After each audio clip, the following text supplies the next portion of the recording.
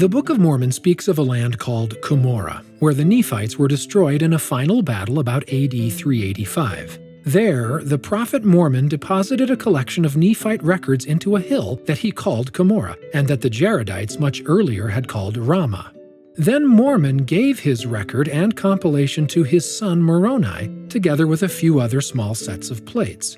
Moroni finished his father's record and wandered with these sacred treasures for 36 years, staying away from his enemies and fearing for his life.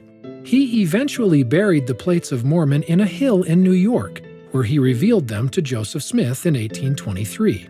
For several reasons that are found within the Book of Mormon itself, many readers see this hill as being in a much different location than the hill of the final Nephite and Jaredite battles. Beginning in the mid-1830s, early Latter-day Saints started calling the place where the plates had been deposited and found the Hill Cumorah. The earliest such historical uses of that name come from accounts of William W. Phelps and Oliver Cowdery. Due likely to the popularity and influence of those leaders, as well as to the lack of scrutiny given immediately to the newly published Book of Mormon, the name Hill Cumorah soon became a convenient commonplace name among the saints. However, existing historical documents indicate that Joseph Smith himself only used the name once towards the end of his life. He left that hill unnamed in all his earlier accounts of the recovery of the plates. It remains unknown whether the prophet near the end of his life came to use the name Cumorah by revelation or by conveniently accepting a common usage circulating among early church members. While other accounts indicate that the angel Moroni called the hill in New York Cumorah during the 1820s, those uses are found in later recollections or second-hand statements, and therefore can and should be viewed cautiously. The same applies to accounts that describe a large cave in the New York Hill as containing ancient records and artifacts. These accounts are based primarily on hearsay. In some such descriptions, it is unclear if this cave was a local place or a cave seen in vision at some uncertain location. In general, late, second, or third-hand accounts can be unreliable due to the amount of time that has passed between the event and the report, and how often details change from one source to another as they are retold.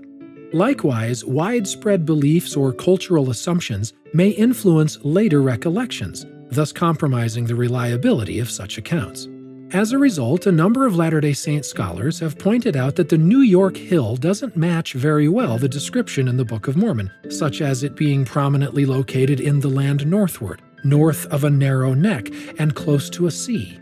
The lack of archaeological evidence for massive battles at the New York Hill seems to confirm the idea that the hill where Moroni deposited the final record was located in a different area than were the Cumorah battlegrounds.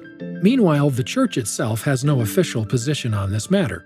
Almost a century ago, Apostle John A. Whitsoe, after discussing the controversy surrounding the location of Hill Cumorah, explained that, as far as can be learned, Joseph Smith, translator of the book, did not say where on the American continent Book of Mormon activities occurred. It is left to all readers to ask questions and remain open to uncertainties and possibilities about the Book of Mormon's geographical and historical settings.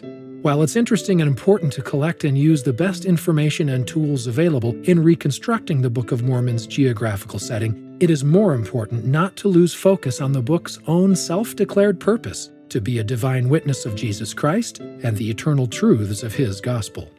And now you know why.